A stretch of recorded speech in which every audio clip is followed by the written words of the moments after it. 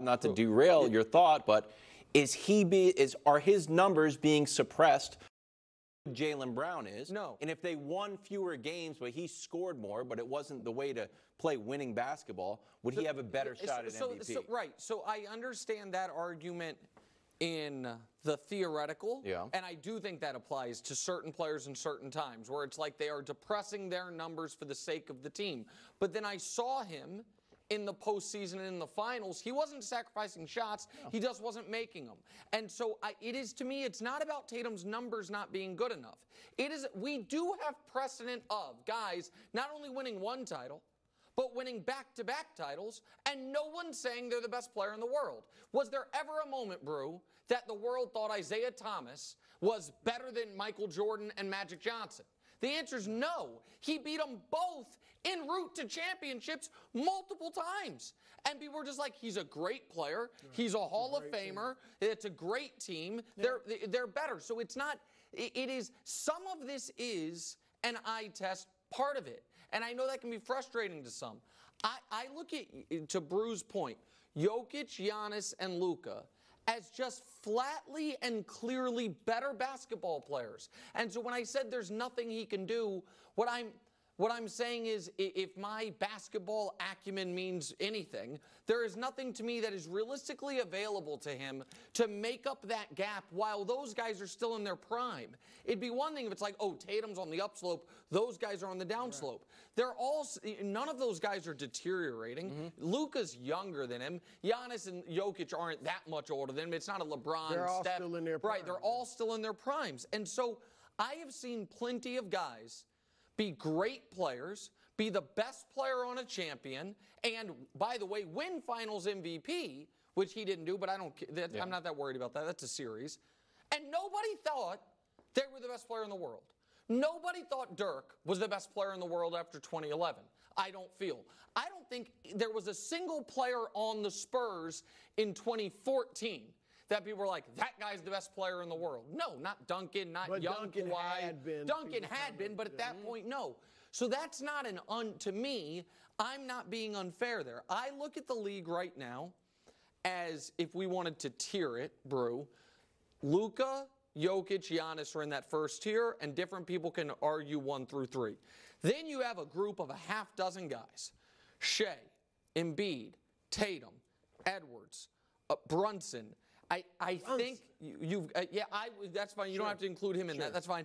I think you have to include Jaylen Brown there in that tier. And then you have this weird tier of the old legends, LeBron, Steph, KD, that on any given night, but over the course of a 100-game season, those are where all those people live.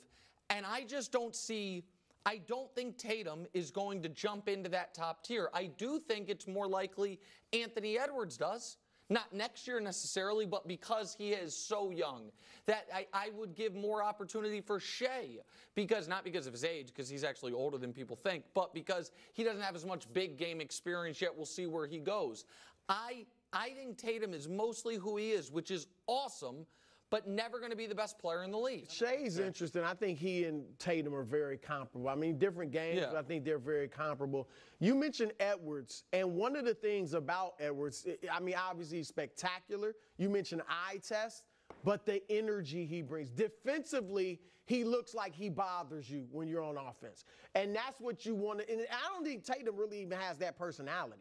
Yeah, like, so, you know what I mean? Like that high energy, but that's the type of thing you want to see where eye test wise, you might say, oh, okay, he jumps up a level, but I don't know that he's going to do that. And on that team, he may not need to do that because they have so many great defenders. But if he decided to get better this year, if he went into the lab, he's like, you know what, my goal is to be the best player in the league, so I'm going to expend more energy on defense and add a few more moves so I don't have to rely on my step back 3 that doesn't always go in. It really could be just, I don't want to say eliminating that from your game, but some of the bad shots he takes, eliminate those from your game, and obviously he's got to be clutch. And a lot of these, I mean, he's missing shots at the rim that are somewhat contested, but those are makeable shots. If he improved in the clutch and became tenacious defensively, Yeah, It's on the board. That's what he needs to do to move up. I don't. It is very rare in the NBA, especially with the talent pool as deep as it is right now, when you're in a moment where you have transcendent, unique talents at the apex of their powers, for a guy who's just really, really good at almost everything to be at the top of the mountain. Jokic is, for the 100th time, I was late to the party on it. Like I feel like I'm He didn't say it. He is, Brew has said this for a while, with respect to the late, great Bill Walton, the greatest passing big man ever. And there was just recently a nice little graph about field goal percentage in the 5 to 10 foot range, and he's hidden off in the corner better than everyone else. He is a unique, never seen it before. Giannis is called the Greek freak for a reason because his strength, his athleticism, plus being a true 7 foot makes him unlike anybody else. And Luka has been almost solving offensive basketball since he was 15 years old playing against pros. It's going to be really hard for a really, really good 6'9", you know what I mean, standard basketball player to reach the top of that mountain when those three giants live there. He would have to certainly win it next year, win Finals MVP, probably win MVP, do the things I said, clutch, defense. And those guys would have to be eliminated early again. If Giannis is eliminated again in the first or second round, and Jokic too. Now, Luka, I mean, all of them can't be eliminated that early. But if all those three guys go out early, then and he's dominant throughout the postseason again, then I think that makes his chances better. Okay. All right. Celtics starting 5.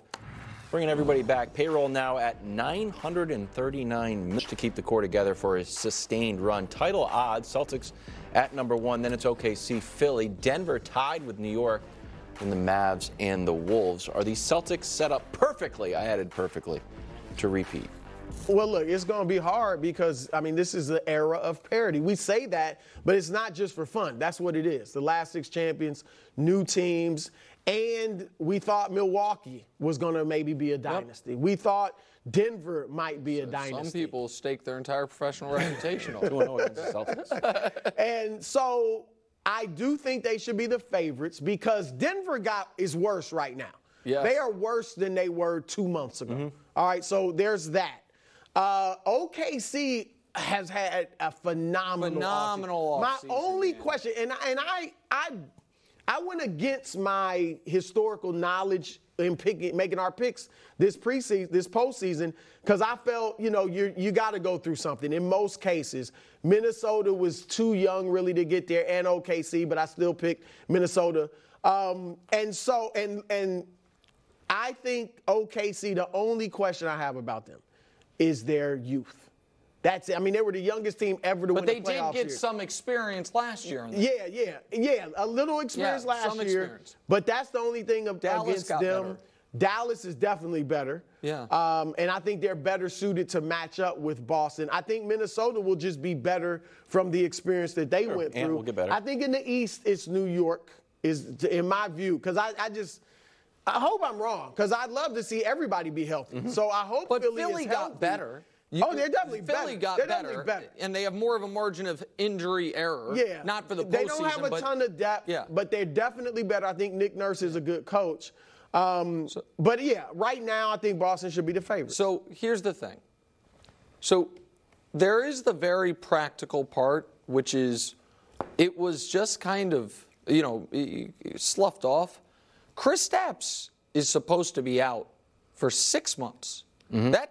That's Christmas. He'll be back, right. You know what I mean? So that is, and I'm always a little hesitant on, this is, if the timeline is this, it's very rarely 6 weeks early, actually, we're back. But sometimes, and he's had injury problems. He's had injury problems. He injured one leg early in the playoffs. The surgery is on the other leg. So that now, the Celtics fans yelling at the screen, be like, oh, we just won the championship without him. So 100% that's true. You did, and it's legitimate. But that is already a little bit of a fly in the ointment, so to speak. The other piece of it is, we say this in the NFL, but it's true in the NBA as well, the copycat league part of it. The 2 teams in the league who by a decent margin shot the most threes last year were Boston and Dallas. And by the way, the gap between Boston and Dallas 1 and 2 was equal to the gap between Dallas and the 10th place team as far as. So I do think it's not just J.J. Redick in the coaching booth this offseason that's going to be like, let's shoot more threes. So the reason I mention that is I do think that was part of Boston's regular season edge was they were playing the math game with a team perfectly built to do it. Everyone can't do that, I understand.